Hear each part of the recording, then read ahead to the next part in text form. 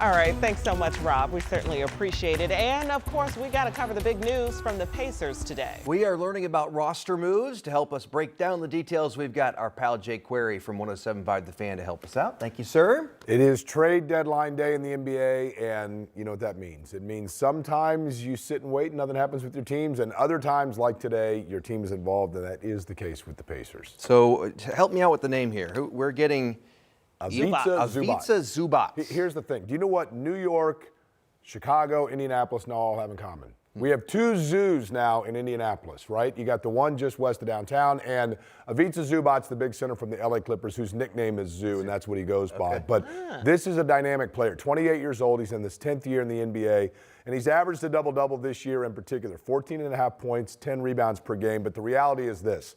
Indiana was in the market for a long-term starting center since Miles Turner's departure to Milwaukee, and they found their guy in that man. But it does not come without cost, of course, because Bennedict Mathurin, who is in his 5th year in the NBA, and as well 4th or 5th year, and Isaiah Jackson are the two players that Indiana is sending out. Mathurin is a guy that was a dynamic top 10 pick for the Pacers.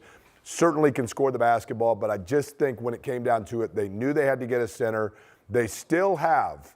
Now, this is where it gets tricky, guys. The Pacers also, in addition to this, sent 2 future draft picks to the Clippers, and one of them is this year's draft pick, which the Pacers have. But if that is the 1st, 2nd, 3rd, or 4th pick in this year's draft, it's protected, meaning Indiana holds on to it. There are 4 very dynamic wing-type players that could replace Mathurin available in this year's draft. If Indiana's draft status falls in that top 4, they hold on to it, and then you've got a Mathurin replacement coming off the bench. But this adds bulk rebounding in terms of their front line at their center position. And he's 28. I love that he's experienced, but also not considered an old guy for the league, which is really interesting. It's a great point, Felicia, that you make, because the center position is one that I think if you ask most executives, they will tell you that center is the position that takes the longest to kind of get used to playing in the NBA. So if you're going to replace a center, you want to do it with a player who has experience as opposed to a draft pick that needs a couple of years. The Pacers' window is right now. Pascal Siakam's got 2 years left on this contract.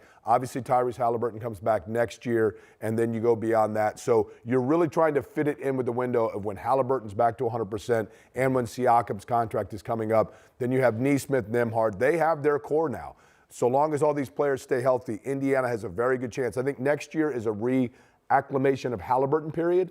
And then the season after that, I think, is when Indiana really pushes in and says, this is our chance to finish what we started in Oklahoma City. Okay, we'll wait and look forward to it then. All right, guys. Jake, as always, thank you so much. My pleasure. Appreciate it.